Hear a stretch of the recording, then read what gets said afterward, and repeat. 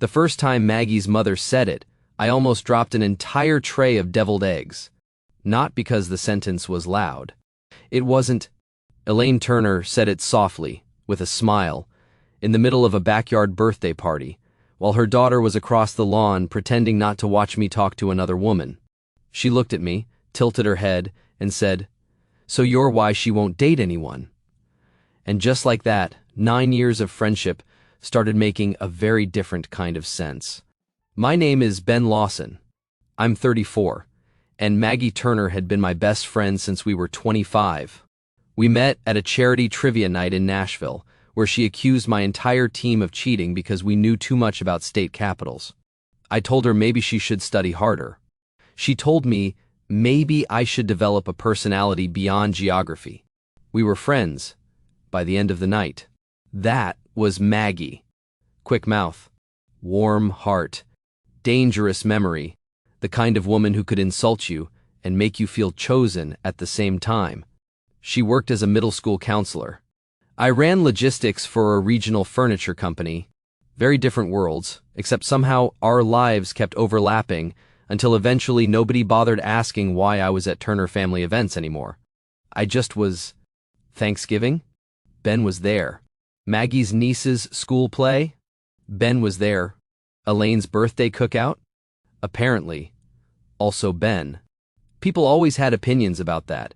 My brother once watched Maggie walk into my apartment, kick off her shoes, steal the blanket from my couch, and say, "You live like a man who thinks lamps are government surveillance." Then asked me, "Are you two in love or just aggressively weird?" I told him to mind his business, which was easier than telling him I did not fully trust the answer.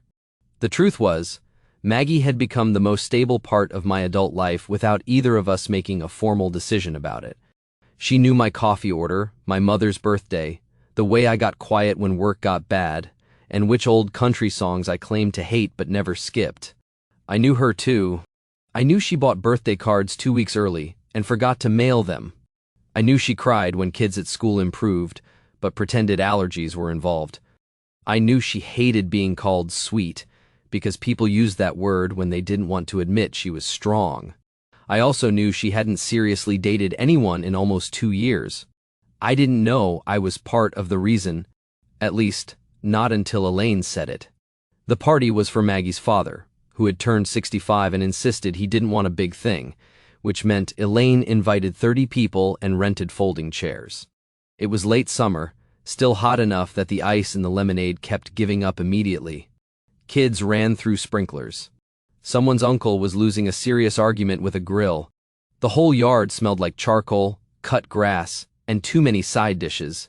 I was by the picnic table arranging food because Elaine had pointed at me and said, "You're tall. Be useful."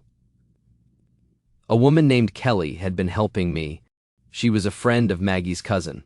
Nice, pretty, easy to talk to in that polite, surface-level way that makes older relatives start building fantasy weddings in their heads before dessert.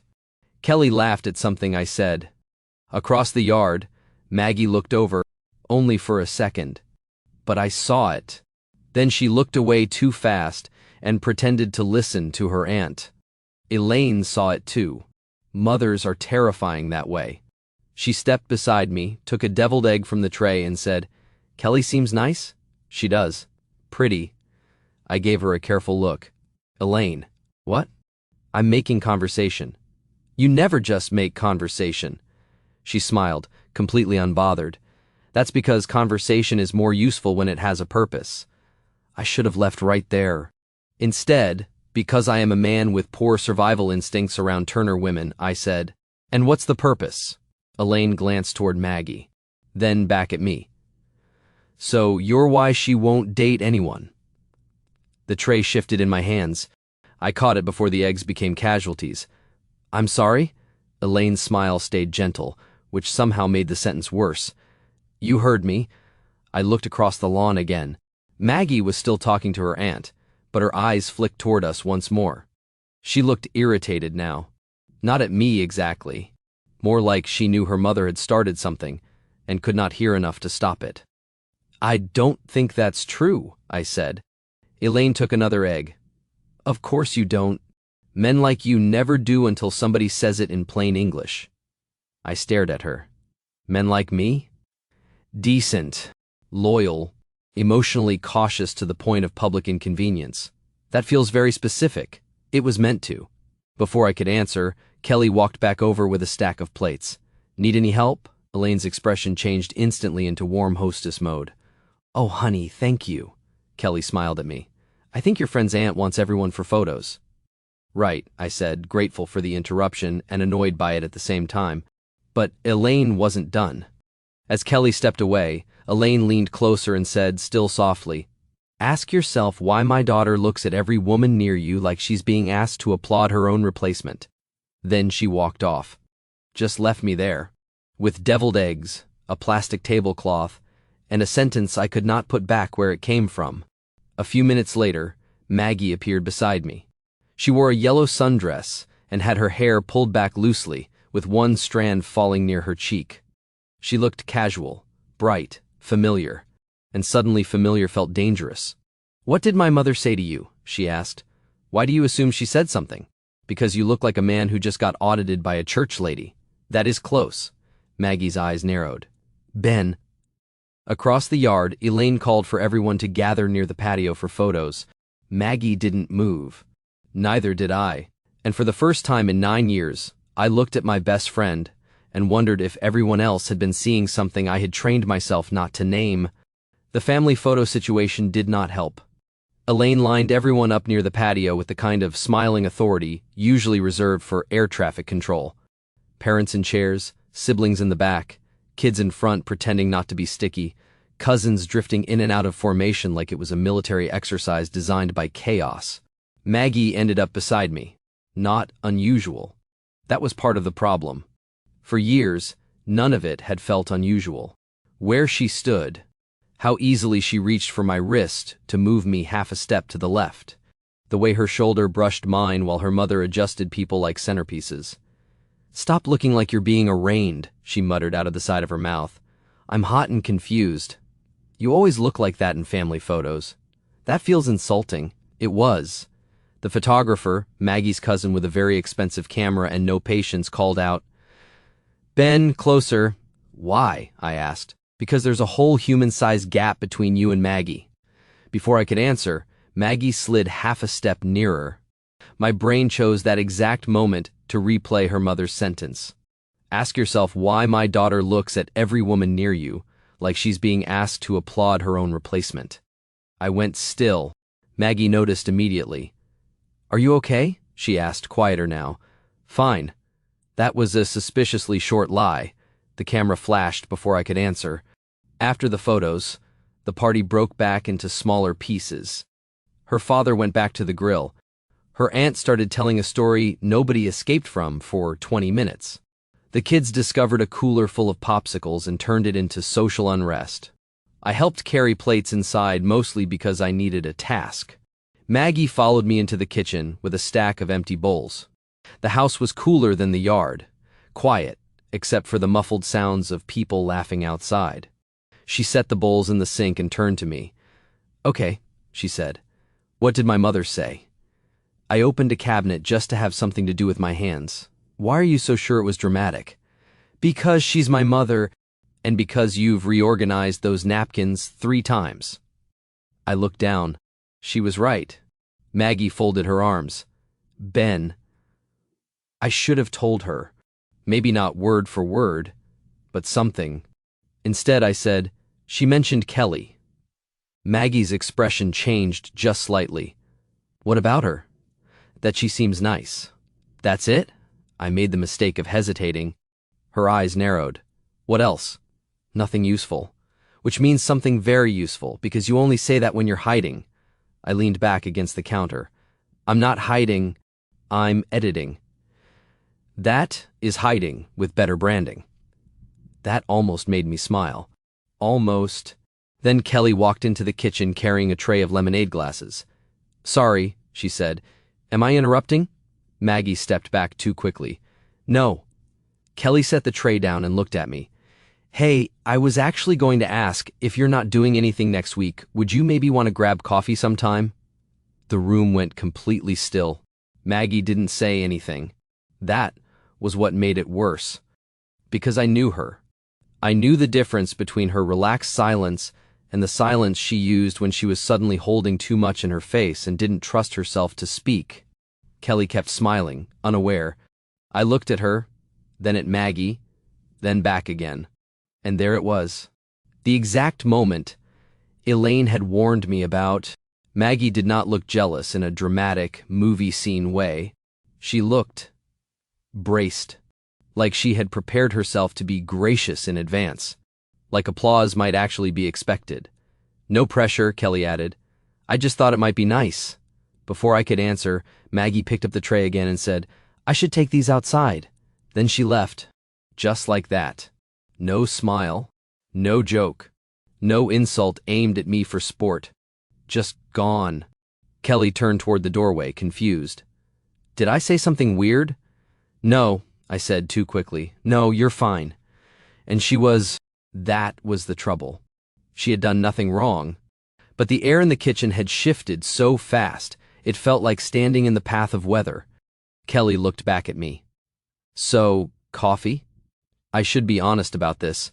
Under normal circumstances, Kelly was exactly the kind of woman I would have said yes to. Easygoing, attractive, kind, someone my friends would call a good idea. But all I could think about was Maggie leaving with a tray in her hands, and that carefully neutral face that suddenly made far too much sense. So I said, That's really nice of you, but I'm going to pass. Kelly studied me for a second, then smiled in a way that suggested she understood more than I wanted her to. Got it, she said. For what it's worth, I think your answer was already in the room before I asked. And then she left too. I stood alone in the kitchen for a moment, staring at the doorway like it might explain itself. Outside, I could hear Maggie laughing. Too brightly. That worried me more than if she had looked upset. I found her later near the side gate, collecting empty cups into a trash bag like she had appointed herself cleanup crew for emotional reasons. I can do that, I said. I know. That sounded sharper than necessary. I'm carrying garbage bin. Sharp is part of the uniform. I reached for the bag.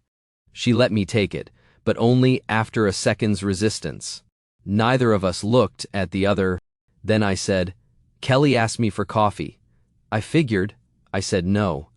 That got her attention. She turned to me, fast enough that a strand of hair came loose and caught against her cheek. Why?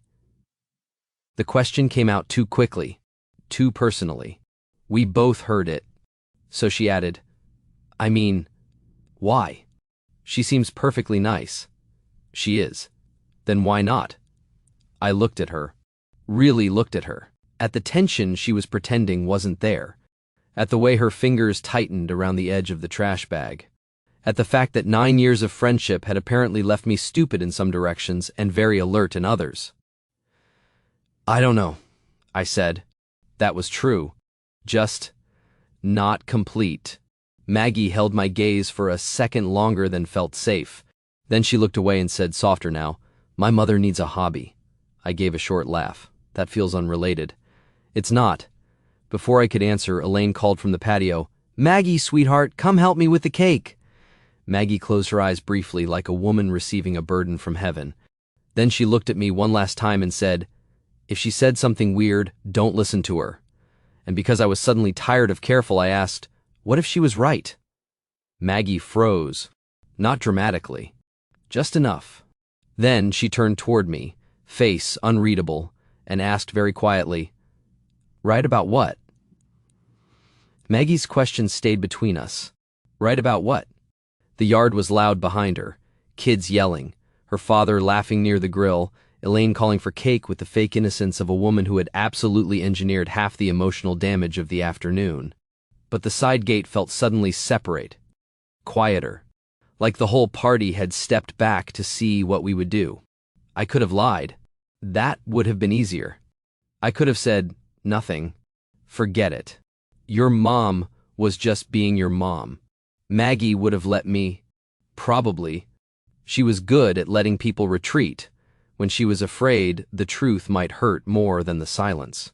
But I was starting to understand that maybe we had both been surviving on retreat for too long. So I said, She said I'm why you don't date anyone. Maggie's face changed, not into shock. That would have been simpler. It changed into recognition, like she had known exactly what her mother said before I said it, and had been hoping I would be too careful to repeat it out loud. She looked toward the patio. Of course she did. That's all you're going to say? What do you want me to say? The truth would be helpful. Maggie laughed once, but there was no humor in it. Helpful for who? For both of us, maybe. She looked at me then, really looked. And for the first time all afternoon, I saw the hurt under the sharpness. You want the truth? She asked. Yes. The truth is, I don't know how to answer that without humiliating myself. That hit harder than I expected. I stepped closer, but she lifted one hand slightly. Not a full stop. Just a warning. So I stayed where I was. Maggie, I said quietly, you're not humiliating yourself. You don't get to decide that. Fair. She looked down at the grass, then back at me. Do you know how many times people have assumed we were together? Yes. No, I mean really assumed. Not joked. Not teased. Assumed. Her voice stayed low, but it carried years now. My coworkers, my cousins, my neighbors, parents at school events, your mother, my mother, everyone, and every time I laugh it off because that's what we do. I swallowed. She went on. And every time I laugh it off, I feel a little more ridiculous. I didn't know what to say, so I did the smartest thing available. I shut up. Maggie's eyes had gone bright, but she didn't cry. She wouldn't. Not here. Not with a birthday party 10 yards away and her mother weaponizing cake in the background. I tried dating, she said. I did. I went out with men who were perfectly nice. Men I should have liked. Men who texted back and had stable jobs and didn't say anything alarming about crypto. A small, sad smile touched her mouth. And every single time, I'd come home and want to tell you about it. Not because the date was good, because talking to you afterward was better. That sentence landed clean through me. Maggie, no, let me finish before I pretend I didn't say it. She took a breath. I stopped dating because it felt dishonest. Not to them. To me. I was sitting across from these men comparing every laugh, every silence, every small kindness to someone who had already become the standard without asking to be. The yard noise blurred behind us. I thought about every woman I had almost dated. Every time I had found a reason not to follow through. Every time a conversation had been perfectly pleasant and somehow empty, because it did not feel like Maggie leaning against my kitchen counter insulting my lamps. Maybe Elaine had not only exposed Maggie, maybe she had exposed both of us. I said, I told Kelly no. Maggie's mouth tightened. You said that already. I'm saying it again because I need to understand why I didn't even have to think about it. She looked at me sharply. I kept going before I could lose my nerve. She was nice, pretty, easy to talk to. There was nothing wrong with her. I held Maggie's eyes. And all I could think was that saying yes would feel like lying in front of you. Maggie went very still. That was the first time I saw hope reach her face before fear could stop it.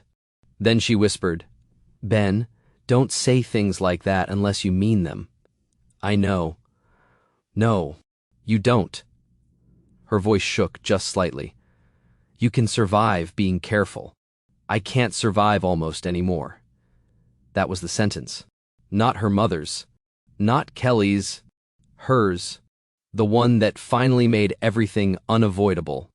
From the patio, Elaine called again. Cake is happening with or without you two. Maggie closed her eyes. I am going to move to a country without mothers. I almost laughed. Then I said, come with me. Her eyes opened.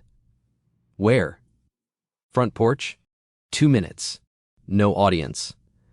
We're at my father's birthday party. And your mother is clearly running emotional warfare through dessert. That got the smallest real smile out of her. Good. We walked around the side of the house to the front porch, where the noise from the backyard softened into something distant. The street was quiet. Late sunlight stretched across the driveway. For a moment, It felt like being outside the life we had known long enough to tell the truth about it. Maggie stood near the porch railing, arms folded, face turned toward the road. I stopped beside her. Then I said the thing I should have said years ago, if I had been less afraid of losing what I had. "You're not the only one." She turned her head. I held her gaze. "You're not the only one who compares people. You're not the only one who goes on dates and feels like you're doing an impression of someone available." I let out a breath. "And you're not the only one who has been hiding behind the word best friend because it was safer than asking for more."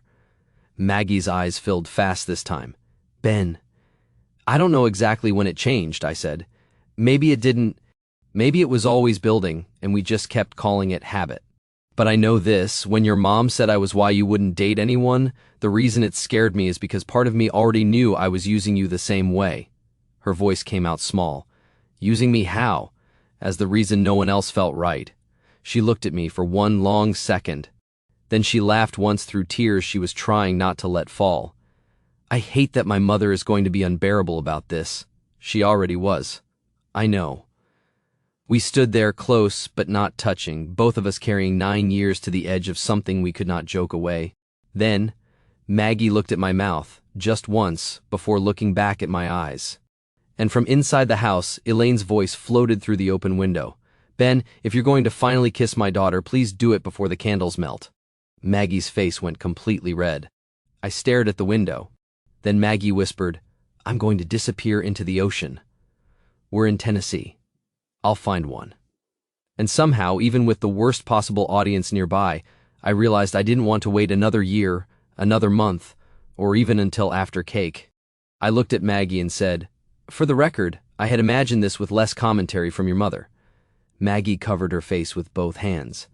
"I cannot believe this is my life." "Really? With Elaine as your mother?" She dropped her hands and gave me a look. Strong point. That made us both laugh. And maybe that was what saved the moment from becoming too fragile. Because yes, everything between us had changed in the last 10 minutes. Yes, my heart was beating like I had just stepped off a roof. Yes, Maggie was standing close enough that all the old rules between us suddenly looked paper thin. But it was still us. We could still laugh. We could still find each other inside the panic. Maggie looked toward the open window, then back at me. "She's listening. Probably. My whole family is probably listening. Almost certainly. That makes this impossible." I looked at her for one long second. "No," I said. "It makes it imperfect." Her expression changed. That landed somewhere real. Because we had spent years waiting for a perfect version of this. Hadn't we? One without family noise, or bad timing, or fear, or consequences. One where nobody could get hurt, and nothing awkward could happen afterward. That version had never come. Maybe it never does. I stepped closer.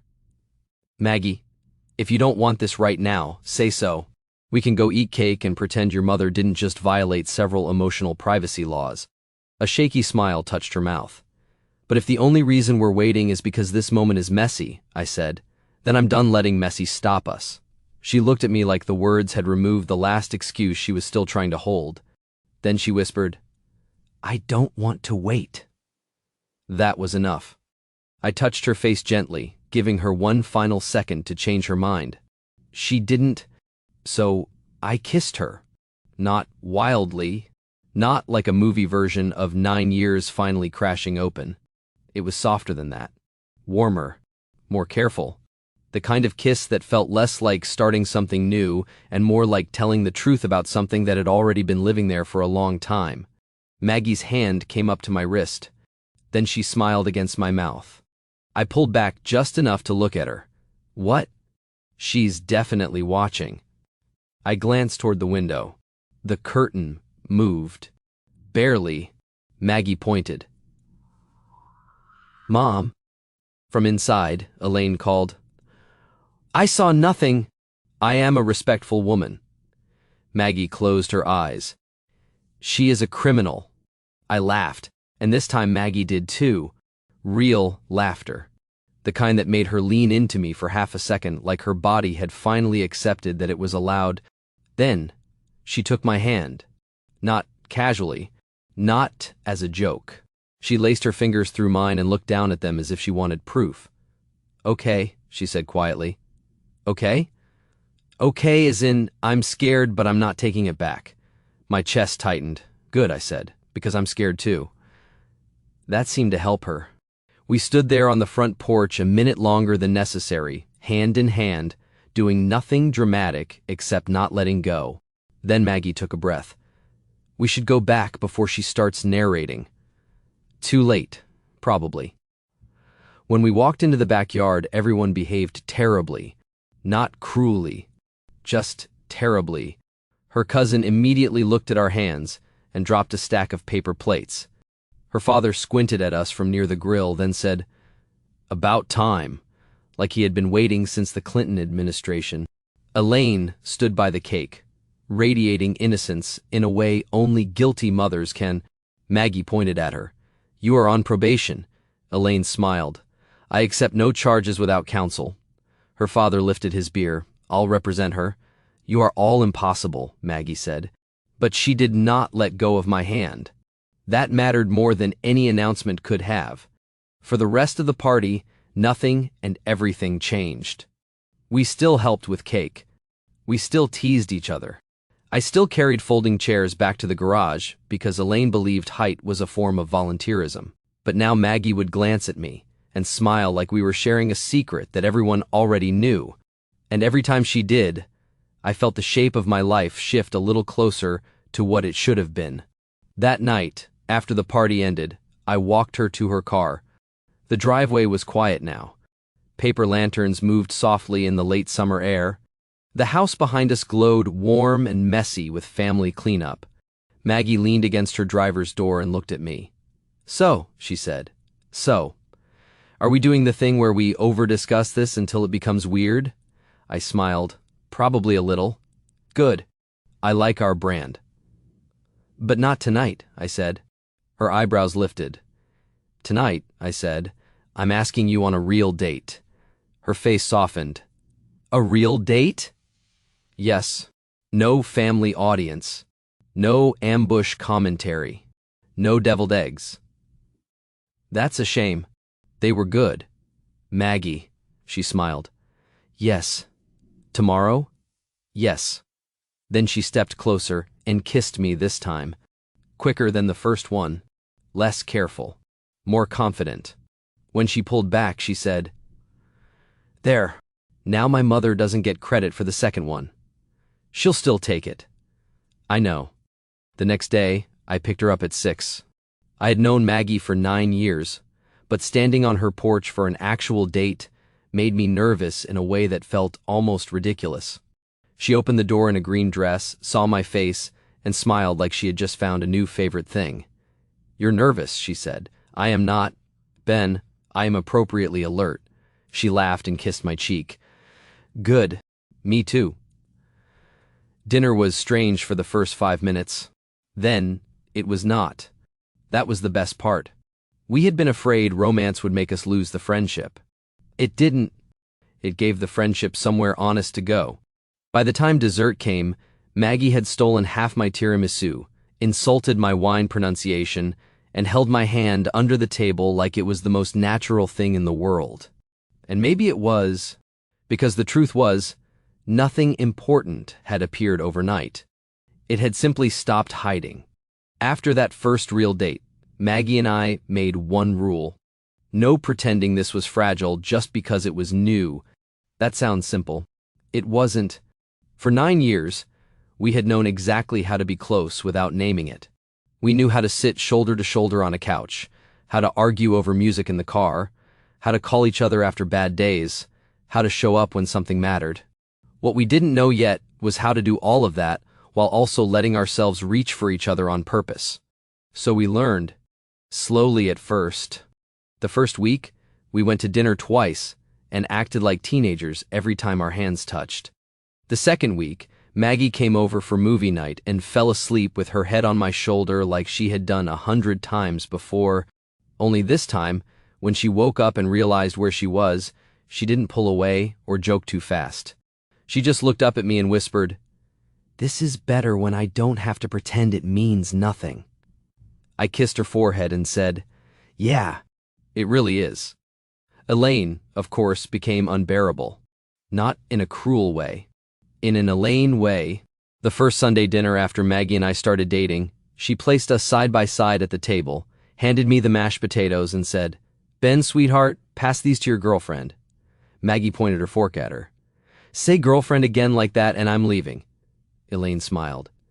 "Your girlfriend seems tense, Ben." Her father laughed so hard he nearly choked on iced tea, but underneath the teasing, there was relief. From her family, from mine, from our friends, from everyone who had spent years watching us stand right beside the obvious and call it coincidence. 3 months in, Maggie told me the part she had been scared to say out loud. We were sitting in my kitchen, the same kitchen she had mocked for years because I owned exactly one good lamp, and apparently that was a cry for help. She was stirring tea she didn't drink and said, "I keep waiting for you to miss the old version of us." I looked at her. The old version? The safer one. She kept her eyes on the mug. The one where if something went wrong, we could still pretend we hadn't risked anything. That one deserved care, so I sat across from her and said, "I don't miss it. I'm grateful for it. That version got us here. But I don't want to go back." Her eyes lifted to mine. "No? No?" I reached across the table and took her hand. "I like knowing I can love you without pretending it's just loyalty." That was the first time I said it. Love. Not accidentally. Not under pressure. Not as a joke wearing a nicer shirt. Maggie went completely still. Then her face crumpled into the happiest, most annoyed expression I had ever seen. "You cannot just say that while I'm holding tea," she whispered. "I can repeat it after you set the mug down." She set it down immediately. So I said it again. "I love you." She cried, then laughed, then said, "I love you too, you emotionally cautious disaster." That became us. Still teasing. Still familiar. But honest now. A year later, we moved in together. Technically, Maggie moved into my place, but within 2 months my apartment stopped looking like a man was being punished by furniture. She brought books, lamps, framed photos, soft blankets, and one ceramic bowl that served no purpose except, according to her, visual peace. I complained, then I used the blanket every night. She never let me forget it. 2 years later, I proposed at the same house where Elaine had first exposed us. Not during a big party. I had learned my lesson. It was just Maggie and me on the front porch after Sunday dinner, late summer again, the air warm, the backyard quiet, everyone else inside pretending not to spy badly. I told her I had spent years thinking the safest thing I could do was keep her exactly where she was. My best friend, my constant, my almost. Then I told her the truth. That was never safety, I said. That was fear with good manners, and I don't want to be polite with the rest of my life. I want to be yours. Maggie stared at me, eyes already shining. Then the front window curtain moved. She turned her head and yelled, "Mom!" Elaine's voice came from inside. "I am admiring the landscaping." Maggie looked back at me, half laughing, half crying. "You planned this here?" she asked. "I thought it was thematically appropriate." "You're ridiculous." "Yes, and I love you." "Yes?" She laughed then, real and bright, and held out her hand before I even finished opening the ring box. "Yes, Ben." Elaine took full credit at the wedding. Obviously. In her toast, she said, "Some people need a little push. These two needed a full maternal investigation." Maggie buried her face in her hands. I stood, lifted my glass and said, "In fairness, the investigation was accurate." Maggie looked at me like she wanted to kill me and kiss me, which by then I recognized as one of her core expressions. Years later, people still ask when we knew. Maggie says she knew before I did. Elaine says she knew before both of us, and has witnesses. I say I knew the day Kelly asked me for coffee, and my first instinct was not curiosity, but guilt. Because some part of me already understood I belonged to a woman who was standing 10 feet away pretending she didn't care. But the truth is simpler than that. I think I knew slowly. In grocery aisles, in late-night calls, in family photos, in all the small, ordinary moments where Maggie had already become the person I wanted beside me before I was brave enough to ask for her, there. What would you have done if your best friend's mom looked at you, smiled, and told you that you were the reason her daughter wouldn't date anyone? And have you ever had someone else see the truth between two people before they were brave enough to admit it themselves? Tell me your story in the comments. If you liked this one, leave a like, subscribe, and I'll see you in the next video.